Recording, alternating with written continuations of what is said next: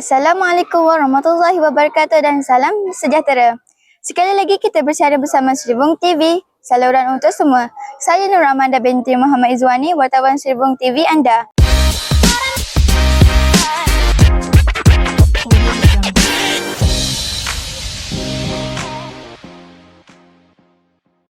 Hari ini 25 Jun 2025, hari Rabu, Seribung TV telah bersiaran dalam program Fire Drill peringkat SK Seribung tahun 2025 bertempat di gelanggang permainan atau tempat berkumpul sekolah.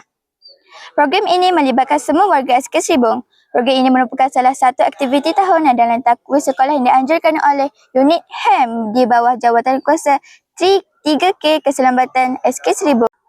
Program ini bertujuan untuk mendedahkan warga sekolah dengan tindakan yang perlu diambil jika berlaku kecemasan atau kebakaran di dalam kawasan sekolah. Program ini akan dikendalikan oleh pihak Bomba dan Penyelamat Malaysia cawangan Pasir Tumbuh. Antara aktiviti yang akan dijalankan ialah cara-cara keluar daripada kawasan bahaya dengan betul, simulasi memadam kebakaran, pameran alatan kecemasan dan sebagainya. Jom sama-sama kita saksikan.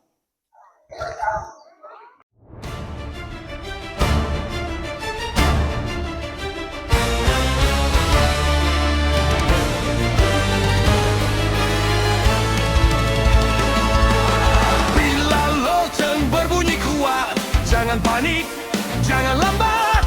Tutup api, matikan suis. Ikut arahan, jangan kelam kabut. Berbaris kemas, ikut giliran. Langkah tenang, penuh keyakinan. Guru memimpin, murid bersatu. Keselamatan tanggung jawab kita.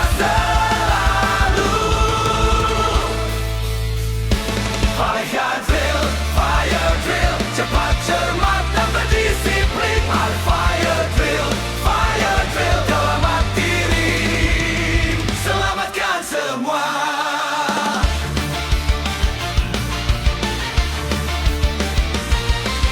Api kecil jangan dipandang, ilmu keselamatan kita pegang.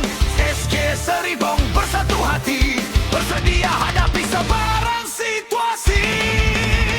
Berbaris kemas, ikut giliran. Langkah tenang, penuh keyakinan. Guru memimpin, murid bersatu. Keselamatan tanggung jawab kita selalu. Fire drill, cepat, cermat dan berdisiplin. Fire drill, selamat diri, selamatkan semua.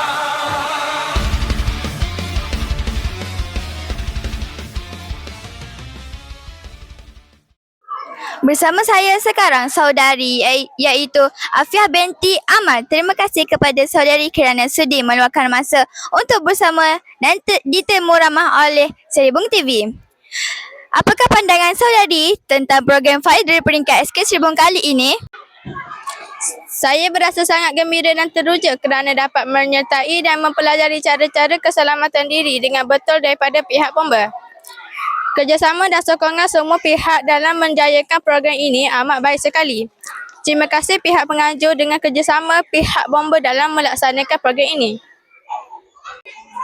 Sekian sahaja liputan Seribung TV dalam program Fire Drill peringkat SK Seribung tahun 2025 ini.